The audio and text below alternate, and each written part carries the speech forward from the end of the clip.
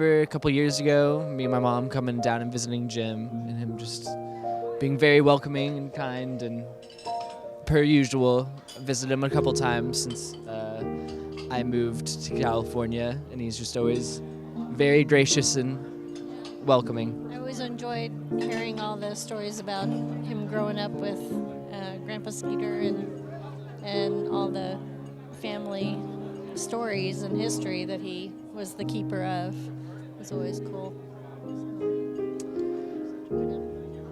He looked pretty much identical to my grandfather, his brother, and I didn't know my grandfather very well, so I just always enjoyed getting to talk with him and get to know him.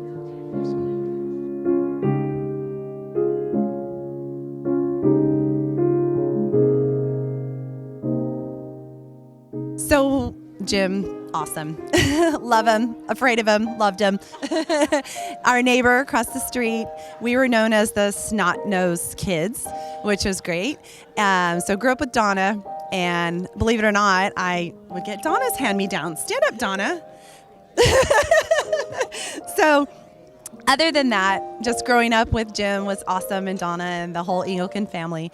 And I became a teacher later in life, and Jim was one of my huge inspirations to become a teacher. And he was always so motivating and sarcastic, which I totally appreciate his humor. And I think he talked to his students just like he'd talk to anybody. And I think that's where I definitely gained my strength as a teacher from as well. But one of my favorite stories about Jim was while I was getting my teaching credential, not only did I get words of inspiration from him each day for that, but he and Dieta watched my youngest son, Maxwell, and so they babysat Max while I was getting my credential and doing my student teaching.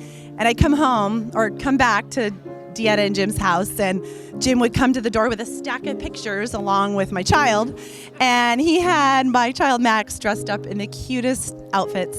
He'd put his glasses on him, and there would be a little subtitle, a caption, Office Max. And then there was every kind of Max you could imagine. Mad Max, we had some great stories. So true treasures, and Jim, his eyes would just light up, and when I brought Max over, and my eyes would light up when I got there to see how much fun they had with my son. So thank you for all the years and memories of fun, not only as a child, but with my children too. Thank you. We'll miss you.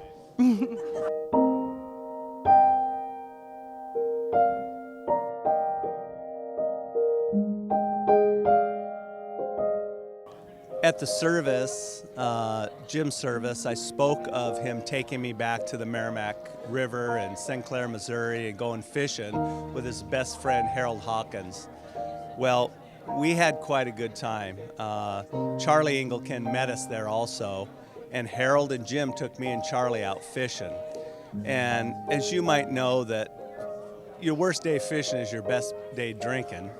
Well, while we went out there, Harold knew how to fish, but that day he couldn't catch a fish for anything. And me not knowing how to fish, every time I casted my line, I just caught a fish. So the joke was I taught Harold how to fish. And of course, Jim's just cracking up about this because he knows it's making his best friend pretty mad.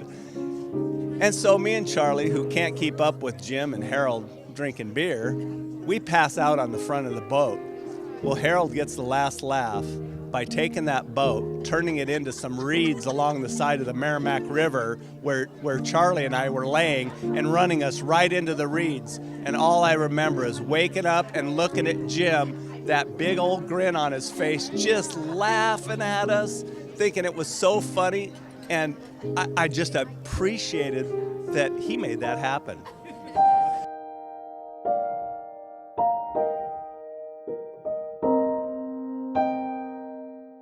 Okay, so one of my favorite grandpa's stories, I've cleaned Grandma and Grandpa's house for probably 6 or 7 years, and one of my favorite things that he used to do is when I would show up and drive around, he would say, the maid's here, and I'm like, Grandpa, I'm your granddaughter, I'm not your maid. And he would take pictures of me and put them on Facebook and joke about how I was his maid, and it was just something that I guess I always look forward to and really liked hearing from him.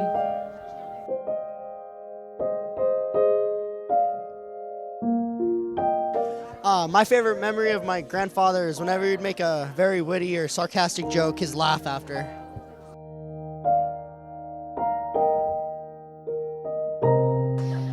My favorite memory of my grandpa is bringing my dog Baxter over to him, and whenever my grandpa was eating, he would kind of like sneak food to him without trying us or not letting us see, but we would always catch him and he would just always have a smirk on his face.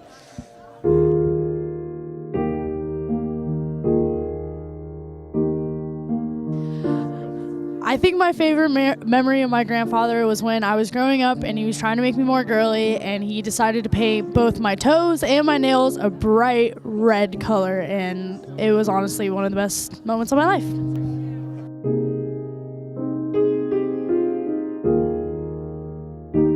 I think my favorite memory of Grandpa was probably just going over to his house and we'd be sitting there playing games, and he would never play with us, but you know, he would sit on the edge and kind of just think like and say something like, "Oh, I know what that is," or even blurt out the answer every once in a while. So I kind of liked that.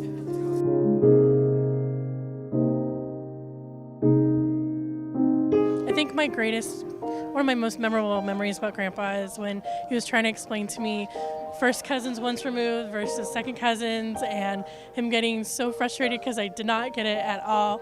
But it was so funny because he had a full diagram out and was just trying to explain genealogy to me as a whole.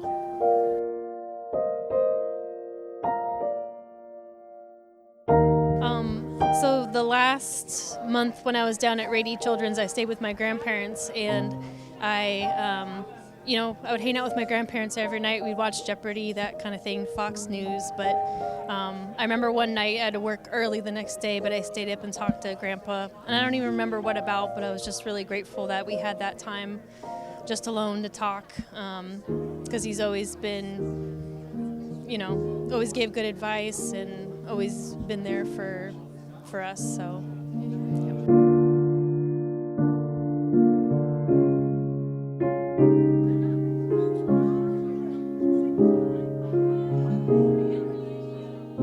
One of my favorite memories of Grandpa is we were on a harbor cruise for dinner, and we had told Grandma and Grandpa to kiss, and he leaned over and was like, and Grandma was like, it was really funny. And I'm also really thankful that he gave me his math brain. That's what I'm pursuing. So love you, Grandpa.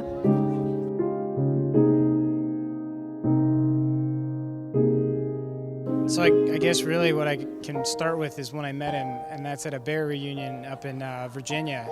Him and Dieta flew out for a little while, and I just started going out with their granddaughter, so that was a little intimidating, but we got to the reunion and they treated me like family.